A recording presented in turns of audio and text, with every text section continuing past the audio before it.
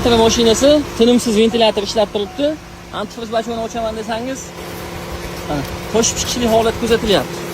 Buni aybi nimadan? Videoni oxirigacha kuzatib turinglar, bitta like bosib, men sizlarga buning sababini ko'rsataman. Bunaqangi vaziyatga tushib qolingan paytda muammo shu narsadan chiqishligi mumkin.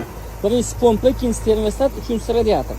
Agar pompa charchagan yoki yaxshiligini bilish uchun shu shlankani chiqarib ko'rasizlar. Agar bordi o'zini pixotda turgan holatda suv tushadigan bo'lsa, demak pompa yaxshi degan. Radiator to'lgan yoki to'lmaganligini bilish uchun teva hamda past kirishga suv ushlab ko'rasizlar. Issiq bo'ladigan bo'lsa, radiator ham to'lmagan bo'ladi.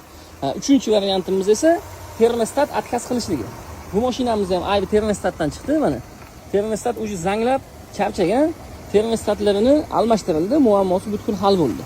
Nimaga bunaqa video qilyapman? Sabab ko'p holatlarda diagnoz qo'yishlikka qiynalib, galovkani ko'tarish, farklarga kuydi, yoki bo'lmasa katta-katta rasxodlarga o'tib ketib qolyapti.